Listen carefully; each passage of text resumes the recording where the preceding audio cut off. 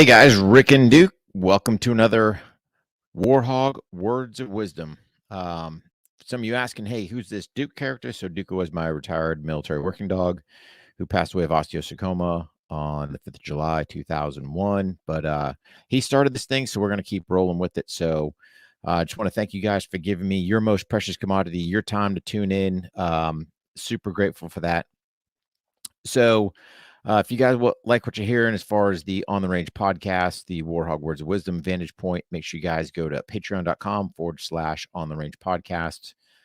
Listen to all that stuff early. We got Zoom calls with our patrons twice a month, all kinds of stuff to get in tidbits as far as inside discount codes we get before we go public. So it's just a good place to support the page and appreciate what all you guys are doing for us. So really on this episode of Words of Wisdom, I'm going to kind of go into my experience as far as homeschooling and what I think. Obviously with Virginia, everything going on there, the uproar, federal government calling parents domestic terrorists, things are just absolutely out of control. So I'm going to give you my standpoint where I sit as far as homeschool goes. Now, originally when my wife first pitched this whole idea, I was against it. I'm going to tell you straight up. My kids were older, and I'm sitting there going, we're going to have social retards or can't interact in society and yada, yada, yada. Well, here's the thing. When we opted for it, I believe at the time my daughter was a sophomore in high school. My son was going in the 7th grade, so I mean, their social skills had already kind of been set. So that really didn't play into it. Here's what I will tell you as far as homeschooling. Homeschooling for at least the Hogg household was one of the best decisions we made, and I wish we had done it earlier. So here's the thing. Number one, at least as far as the state of North Carolina, you get 0 breaks against your taxes, anything like that you have basically removed your kids from the education system. If anything, it kind of counts against you, and I'll go into that a little later when we talk about the whole dual enrollment thing. There's some states out there that will actually subsidize you for having your kids go there.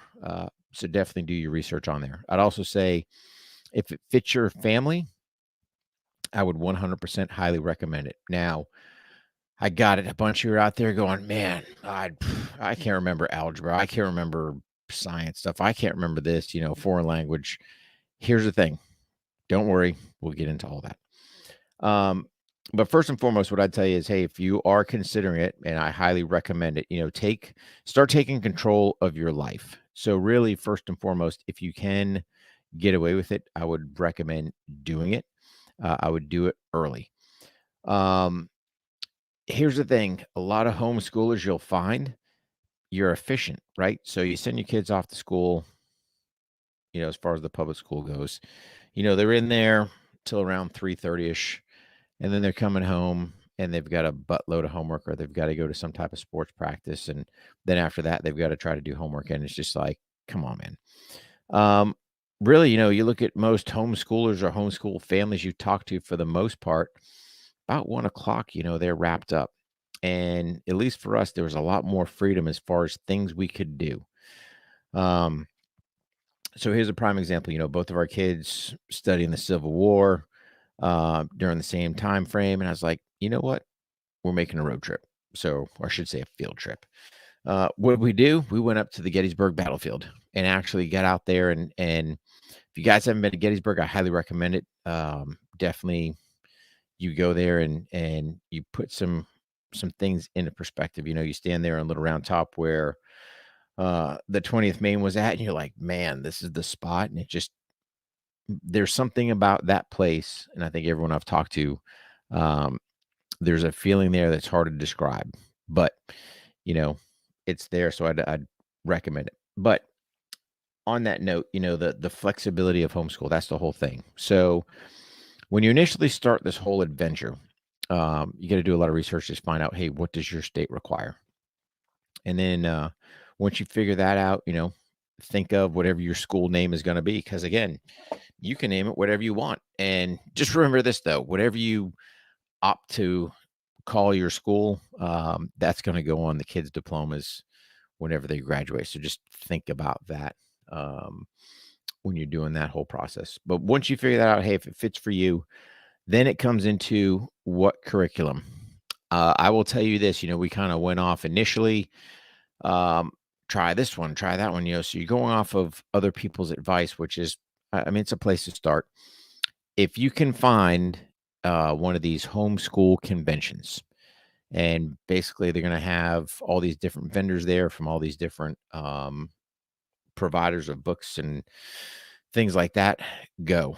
So in essence, what we opted to do is we took the kids with us, and then we let them basically cruise the curriculum as far as which ones they liked, which ones they didn't, what kind of resonated with them. Um, so you don't have to sit there and go full swing, with one company's curriculum. You can adjust it however you want. So I'm not endorsing anyone, any whatever. I know Abeka kind of sticks out for one of them, but it wasn't like we did the entire Abeka curriculum. I think they pulled it for math or something like that. I forget. Um, but you kind of found out the ones that the kids gravitated to that, yeah, I like this one. I want to try that one. At least as far as the state of North Carolina, again, you're not being subsidized. So again, you've got a book cost and stuff like that. But I will tell you, it's well worth it. Um, we did a little bit of stuff at the house, but then here's the beauty. They have homeschool co-ops. So while you're doing all your research as far as your requirements for the schools, I'm sure when you do homeschool, hitting that magic search engine, homeschool co-ops, because the beauty with the co-ops is, like I was saying about earlier, it takes the burden off of you to try to remember, hey, I don't remember algebra or my geometry or, science, or I wasn't strong in that foreign language to teach them, or whatever the case may be. You can find the co-ops. So in essence, you're sending them to a homeschool co-op where now, there's another parent, or, sometimes you have these part-time teachers that are actually teaching the students that material. Now, I will tell you this. We did some pretty cool stuff. I remember, especially like for science class. So one of the things we did was we made a homemade smoke grenade, and here's your ingredients, here's how to build it, here's how to do all this. And I can remember one day we were out on the side of the road there, right in front of the house, and kind of lit this thing off, and it's billowing smoke, and of course one of the kids walks by, says, "Whoa, what's that?" It's like, benefits of homeschool, man. It's like, man, we don't get that in public schools. Like, yep, I know. Um, but here's the thing. Everyone's got their driving factors for why they want to do it. Um, for me, mine boiled down, um, to a safety deal, because we had the school that my daughter was going to. There were firearms coming in there. When I went and talked to the principal about it, she could not give me a good plan how she was going to execute it. And then, oh, by the way, the school resource officer didn't look like he could handle any type of catastrophic situation there. So yeah, it was like, for us, it was a complete safety deal, and that's what pushed me over the edge. I would say this day and age, with some of the indoctrination that you're seeing these schools do, or these school boards think are right, I would say stop it. Here's the beauty. At our school, we could pray, we could do whatever we wanted. No one's going to sit there and buck us. You can teach your kids your values, your morals, and lay that foundation for the next generation. So again, from Rick's perspective, I wish we had done it earlier. I think half ignorance, half you fall into this societal norm is, hey, they go to public schools, or now you're sitting there jockeying. Hey, I want to try to get in the best school district versus, getting a piece of property out in probably not the best school district. And here's the thing, man, you can negate all that by just, like I said, if it fits your lifestyle and you guys can pull it off, live wherever you want. You want to sit there and get your piece of property out in the middle of nowhere that has a horrible school district, who cares? Because you're the school and it doesn't matter. A lot more flexibility. So you want to go on a field trip and deep dive into that field trip. So I think we spent a couple days up at Gettysburg. So it wasn't like we just zipped there for the day and bailed. Nope, we're gonna deep dive into this stuff. We took a lot of these in-depth field trips, different places, different things to just try to expound on what they were learning. Again, just to enhance that whole educational process. So for us, it was super beneficial. Now, here's where you'd have to do some research, and we were none the wiser for the first go around. So when my daughter was a senior, we opted to dual enroll her, which means she was able to go to the local community college and attend college classes while still getting high school credits. And I do that big sigh because here's the thing: we kind of cheated her because we didn't know.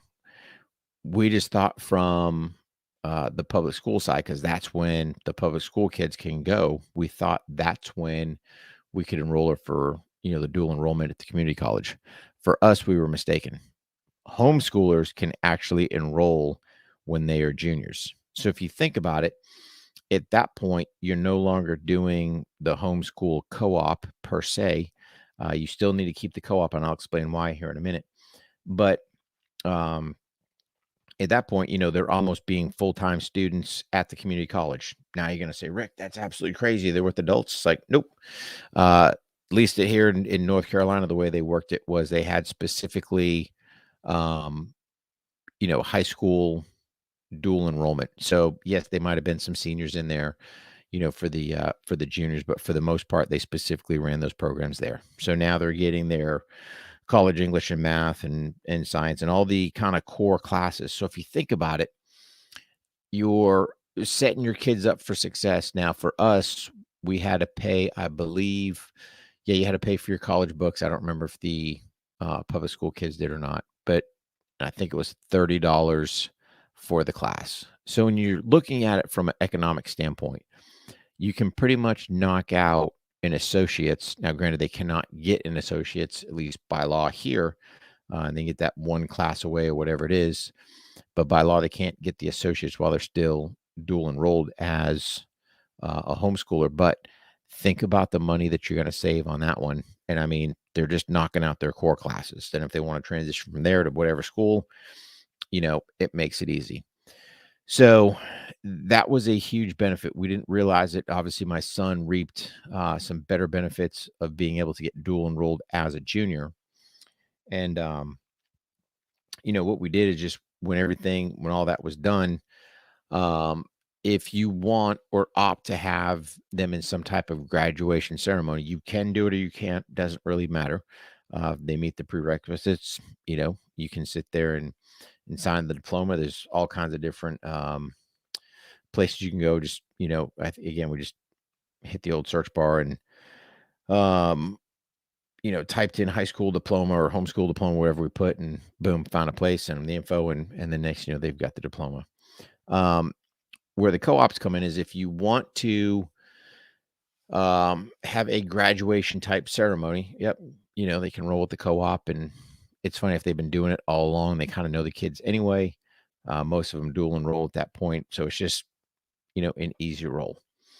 Now, when it comes to the sports side, sports gets a little interesting, and you'll have to do some research on your state how they work it. Some schools allow homeschoolers to play on that local team, and I believe the way they're working it is if you're in that school district for whatever that school. So let's say hypothetically your city's got multiple high schools, whatever that school district is. Sometimes they allow those kids to go play for that high school team.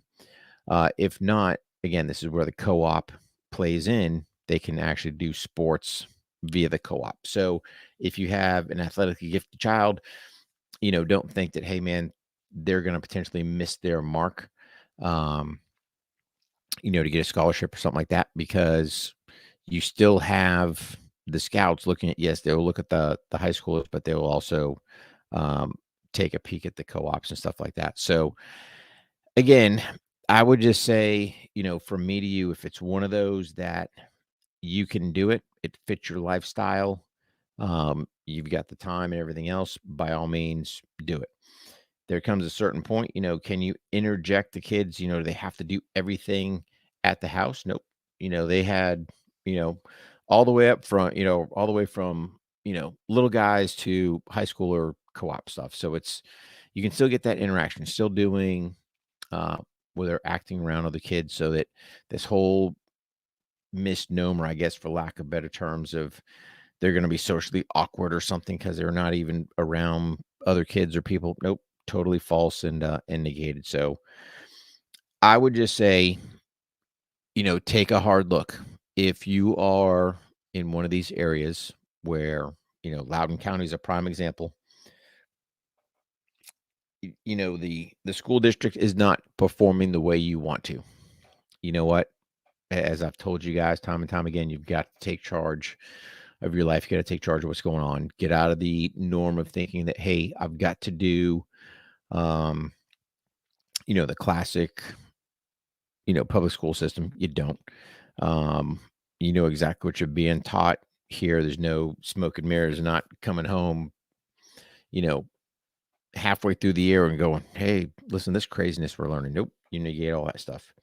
Um, And like I said, I fully recommend it. I fully endorse it. So I would say, hey, if it fits your wheelhouse, by all means, go ahead and do it. Um, you know, people of Virginia spoke, and again, you don't mess with people's kids. And at the end of the day, they were not happy with that education system, and they made some changes to it. But why wait till it gets to that point? I'd hate to be, that father sitting there going, how does this school board, you know, allow basically a sexual predator that they know had struck before into the school again. And then, this poor little girl ends up getting raped in school. So just again, safety, that was our paramount deal. That's what drove us to do it. But again, hindsight being 2020, we wish we would have done it a lot sooner, a lot earlier. So do some research on it. If it fits you, go execute it. Highly recommend it. Don't forget, guys, just in closing, make sure you guys check out warhog.com, kellydefense.com. Hit those industry partner pages. There's a bunch of different companies that work with us. Got coupon codes, just to pass those savings down to you. It's one of those things we try to ask for, and when we get it, pass it on. Um, you know, just helps everyone all the way around, and that's just kind of our little way of giving back. If you like the show, please do me a favor. Tell your friends, hit that subscribe button, hit that like button, leave us a rating review. That's what's going to help get the algorithm and get more people to understand or hear the word of On the Range, or the words of wisdom or Vantage Point. And then do us a favor, let your friends know, pass the word. That's ultimate at the end of the day, word of mouth is really the best way to get the information out there. So I hope you guys are having a great week, wherever you're at in the world, because yes, we are actually globally all over. Couldn't do it without you guys. I appreciate all your support. Make sure you guys, if you are firearms in the house, good firearm safety. You've heard us preach that before. Critical accidents could have been stopped, just knowing or just applying the 4 rules of firearm safety. You got little ones, start them early, give them good values. Guys, make sure you're out there training, get your workouts in, eat right. And at the end of the day, just be a good person. Try to make yourself just 1% better each day. So in that, guys, appreciate all your support for Duke. The In Honor of Duco project is actually up and running. So that's on the Scott's Wish website. So scottswish.org, in honor of Duco. And more great things to come on that. I'm sure we'll do a whole podcast just kind of letting you guys know how all that stuff is panning out. So anyway, guys, appreciate all the support, all the prayers. God bless you. God bless your family. God bless our troops. God bless the United States of America. War Hog out.